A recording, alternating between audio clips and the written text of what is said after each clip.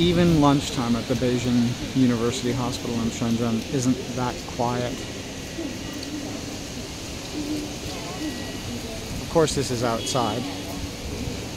Not going to shoot inside, that's for sure.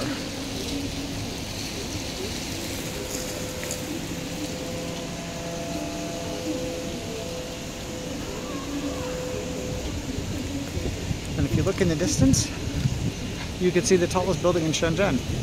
That's the Ping An Tower. And that is in Futian, which we are in also.